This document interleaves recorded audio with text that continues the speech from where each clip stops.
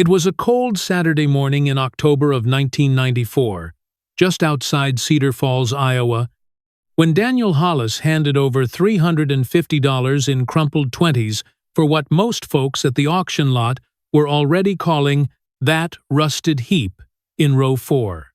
The tractor was a 1978 Kubota L295, or what was left of one.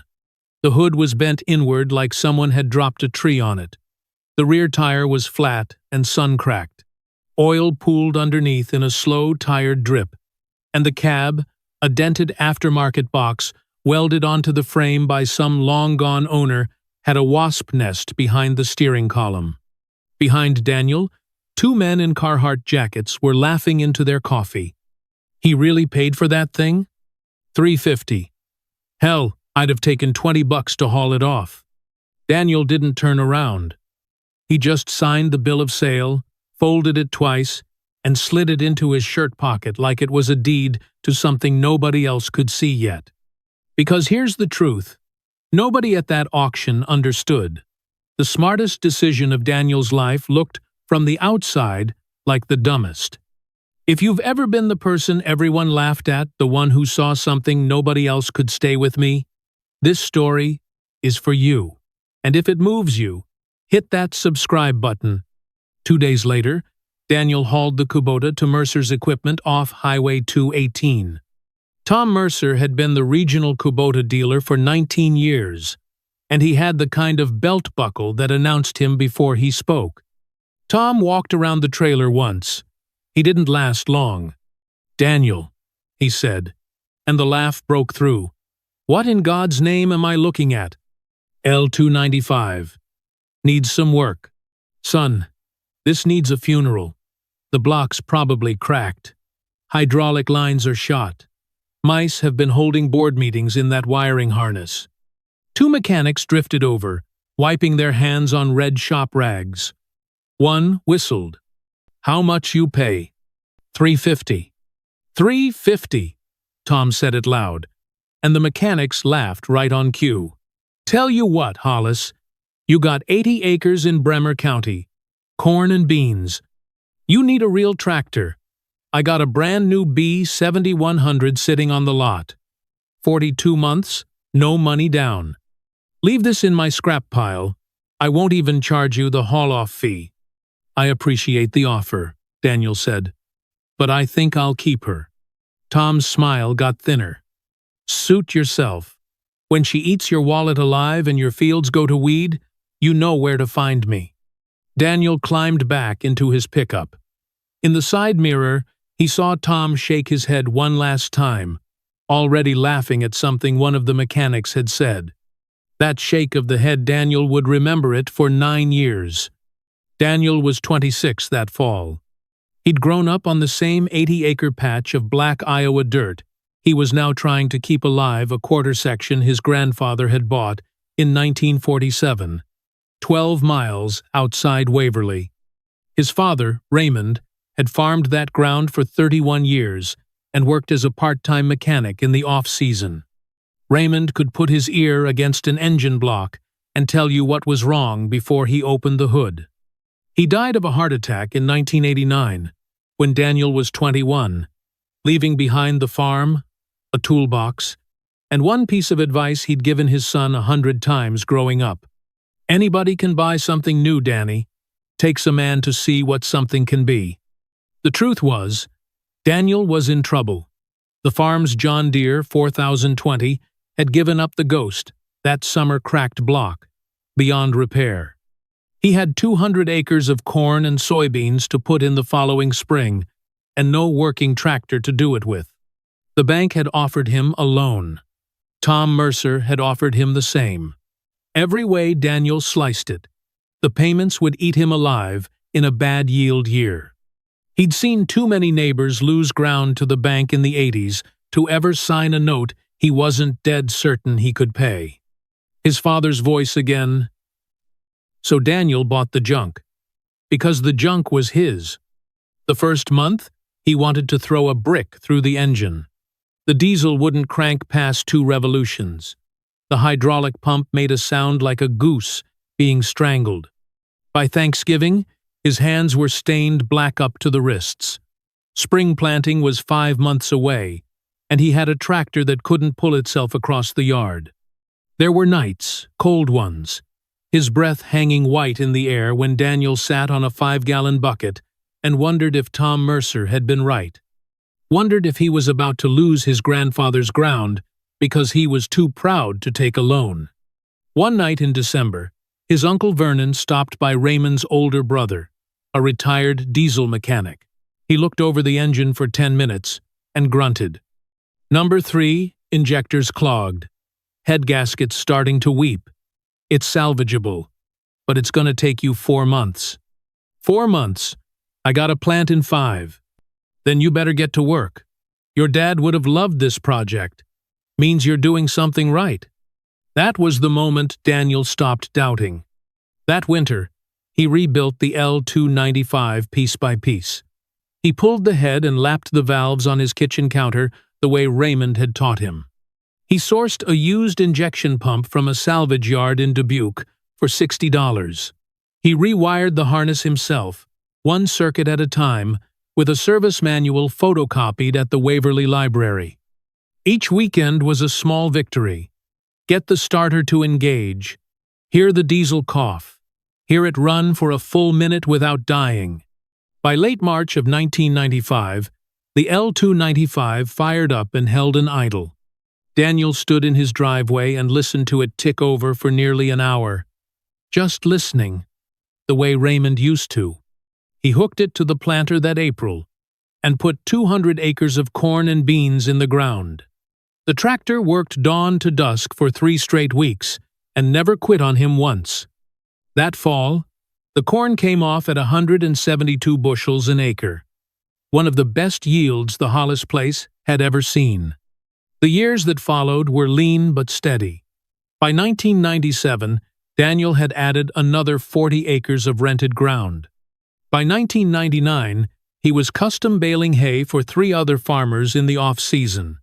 He still drove the L295 every single day. He saw Tom Mercer again in the summer of 2000 at the Bremer County Fair. Tom was standing next to a brand-new Kubota M Series, heavier than Daniel remembered, the belt buckle even bigger. "Well, I'll be damned. Hollis, you still alive?" "Still alive." "That junk tractor still running?" "Every day." Tom laughed that same laugh 6 years later. He turned to a young couple beside him. "This fella bought a tractor off a scrap lot back in '94. $350. Some folks just don't know a deal when it's standing in front of them." Daniel just nodded once, said, "Take care now," and walked on. What Daniel didn't know was that Tom had financed his bigger building on a 5-year balloon note in 1998. The equipment market was tightening. The floor plan interest was eating him alive. 2 different paths. Same county. One built on debt, one built on dirt. By the fall of 2003, the Kubota L295 had logged 9 years of work in Daniel's hands. He was 35 now, married 4 years to Ellen, with a baby daughter named Ruth. It was on a Saturday in October, exactly 9 years after the auction, that Daniel finally decided to gut the cab and rebuild it. The cab was the one part of the tractor he hadn't touched, that aftermarket box welded on by some previous owner, ugly as a barn cat, but watertight. Now Ruth was getting old enough to ride along, and Daniel wanted it done right. He rolled the L295 into the barn and started pulling the interior panels off the cab walls. That's when he noticed something strange. The rear cab wall, the panel directly behind the seat, was thicker than the other 3. Daniel knocked on it. The side walls and the front gave him a sharp, hollow tap. The rear wall gave him a duller sound, heavier, like something behind it was absorbing the noise. He pulled out his tape measure. The cab was 42 inches deep on the inside. From the outside, it should have been about 43.5. It measured 46. 2.5 inches of something he couldn't account for. Daniel sat back on his heels. He thought about the original owner. He thought about how that cab had been welded on not by any factory, but by somebody, sometime, for some reason. He went and got a cordless drill and an angle grinder. The screws hadn't been turned in years. He stripped 2 of them and had to drill them out. He pulled the panel free, expecting insulation, maybe wiring. Instead, he saw a second panel, sheet metal, painted matte black, screwed flush into a frame that had clearly been built by hand. A hidden compartment. Daniel's heart began to thud. He set down the drill. He thought, just for a second, about calling someone. Then he picked up the grinder. The cut took 20 minutes. Sparks fell onto the barn floor in little orange showers. When he peeled back the inner panel, he found himself staring into a cavity about 30 inches wide and 18 tall, exactly the difference his tape measure had told him was there. Inside, wrapped in oilcloth and bound with twine, were 3 bundles. He carried them to his workbench and untied the twine on the first one. Inside was money.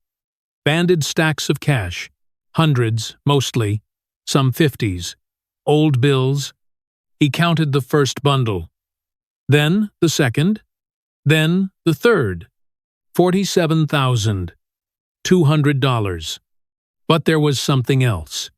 Tucked between the second and third bundle was a sealed envelope, yellowed at the edges, with one word written on the front in careful pencil. Sarah. That night, Daniel called Vernon. Vernon looked at the cash and the envelope and let out a low whistle. Don't open it. Find Sarah first. It took Daniel 3 months. The auction records led him to a farm sale, which led him to an estate, which led him to a name, Walter Brennan, a farmer like Daniel. Walter had owned the L295 from 1981 until his death in 1993, working 160 acres outside Hudson. Walter's daughter Sarah lived in Mason City. She was 35 and worked as a nurse. Daniel drove up on a Saturday in February of 2004 with the envelope on the passenger seat. Sarah answered the door in scrubs. Daniel introduced himself, told her carefully, gently, what he had found. She took the envelope with hands that were already shaking. She read the letter standing in her doorway. Then she sat down on her front step and cried for a long time. When she could speak, she told Daniel the story. Walter had been saving for years to send Sarah to nursing school. He'd hidden the money on the tractor, the one piece of equipment he was sure would never get sold while he was alive, because he didn't trust banks after watching his own father lose the family farm in the farm crisis of the early 80s. He'd planned to give it to her on her 25th birthday. He died of a stroke 6 weeks before that day, and the farm had to be auctioned off to settle his debts. The tractor went with it. Sarah had paid for nursing school herself, working 2 jobs, taking out loans she was still paying down. The letter said, "My Sarah, if you're reading this, I made it. If somebody else is, please find her. Dad." Daniel gave Sarah the entire $47,200. He didn't take a finder's fee. He drove home that afternoon, and when Ellen asked how it went, he just said, "It went how it was supposed to go."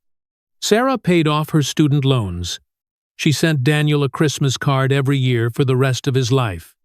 In the spring of 2006, Daniel was at the co-op in Waverly when he overheard 2 men at the counter. Closed Friday. Padlock on the gate. Balloon note came due. Tom couldn't refinance. Daniel paid for his seed and walked out. He sat in his pickup for a long time before he started the engine. He heard later that Tom had sold the house and taken a job as a parts counterman at a Case dealership 2 counties over. Word was, he didn't talk about the old days much. Daniel never went looking for him. Never had to. Daniel kept farming. He never bought a new tractor. The L295, patched, painted, rebuilt, and famous in 3 counties, kept pulling planters and balers across the Hollis place until 2017, when Daniel finally retired it to a place of honor in front of the barn. By then, the operation had grown to 440 acres, all of it paid for, all of it free and clear. When Ruth got married in 2019, she had her wedding photos taken on that tractor. Some folks at the auction that day in 1994 walked away thinking Daniel Hollis had wasted $350 on a piece of junk. What they didn't understand, what most people don't understand, is that the world is full of things other people have given up on. Tractors, houses, ideas, people. And the difference between a fool and a builder isn't money, or luck, or even skill. It's the willingness to stand in front of something everybody else is laughing at and say, quietly, I see it, even if you don't.